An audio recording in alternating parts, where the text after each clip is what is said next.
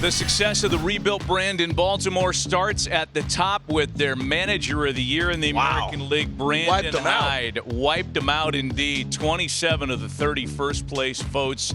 Brandon joining us on the set here in Nashville. Congratulations, man, on everything. Great year on the field. AL Manager of the Year. Pretty good year for you, man. No, it was a fun year in Baltimore, and unfortunately, it didn't end the way we wanted to, but made just such huge strides here the last couple of years, and we had such a fun team, and we had just an outstanding season. So it's going to be fun going forward. It's different coming to the winter meetings now as kind of the Vanguard brand, right? I mean, it's easy to come here as the team that can hide behind the rebuilding phrase.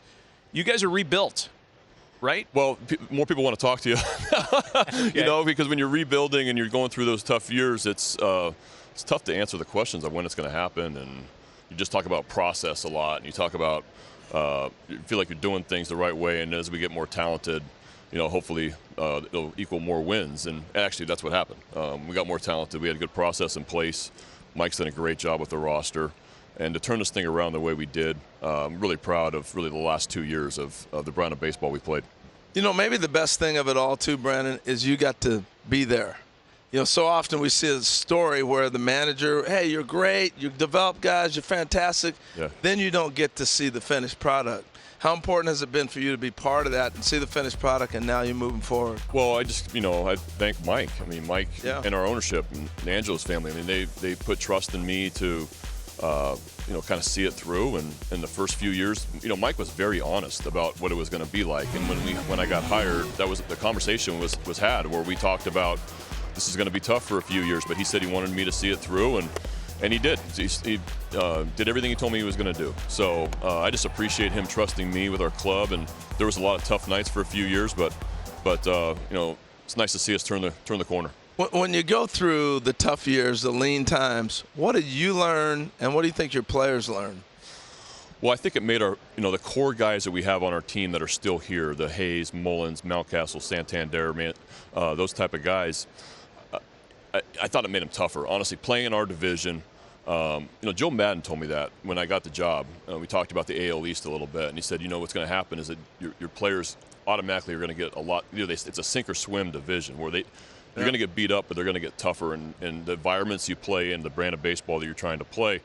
And I think that's what happened with these guys, honestly, is that they've, we had a lot of lean nights, a lot of tough series, but I think they handled it extremely well. And, as we got a better club, then all of a sudden we start to win.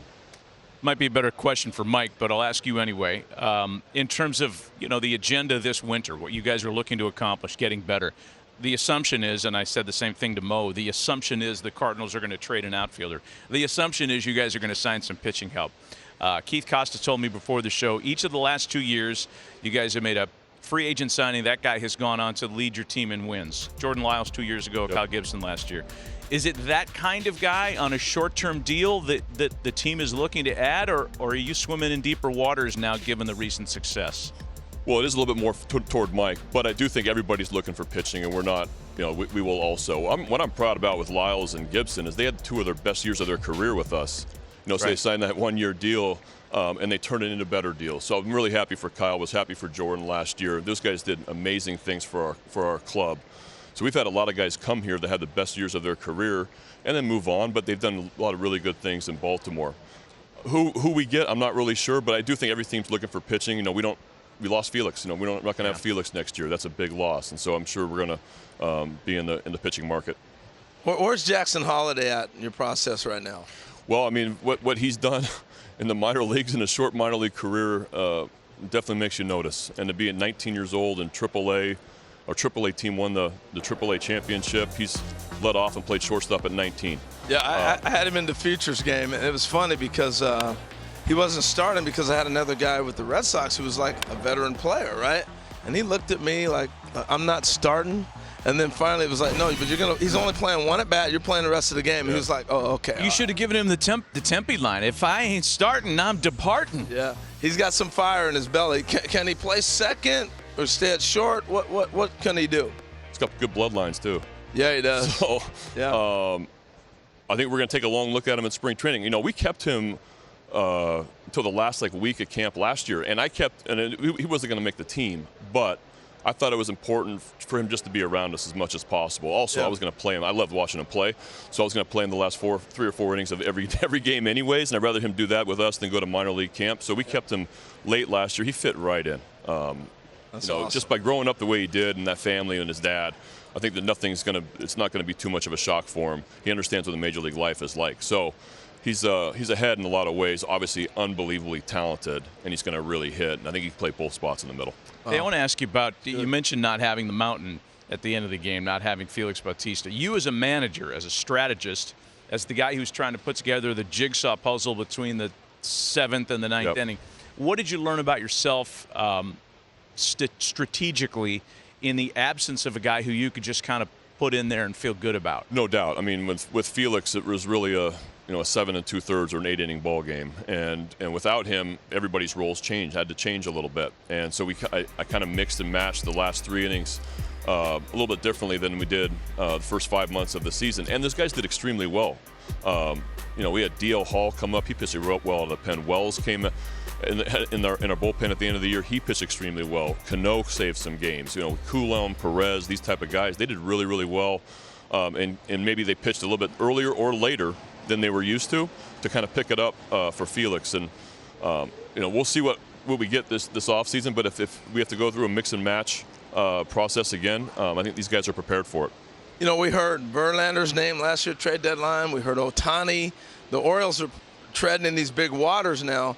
Where are you at this winter? Is Ohtani in the conversations at all? Can you say it? Can you tell us? Can you give us something? I think we signed him 10 minutes ago. By the way, today's Jackson Holliday's birthday, I'm told. Is that right? Yeah, we should fire up a phone call here, or at least you should fire up a phone call. No doubt. Yeah. Absolutely. Nothing for me to win on that one. We'll definitely do that. Tell me what the rest of the holiday season and winter looks like for you. What do you got?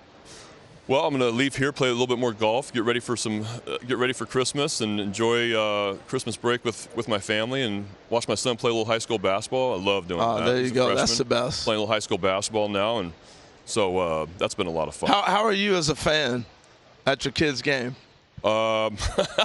Depends on who you ask. If you ask my wife, not great. But I do like to sit in the corner away from everybody. Yeah, I don't like listening to the parents. Oh, you're that guy. Yeah, I don't want to listen to parents. That's me too, man. Smart. You got to.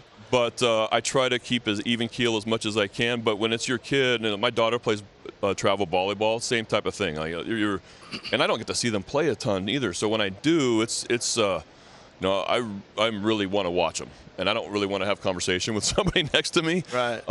So that's where I'm at. But I love watching my kids play. Are you more nervous watching them or the Orioles? Way more nervous watching them. Way more nervous. It's not even close. Yeah. Brandon, we appreciate the visit, man.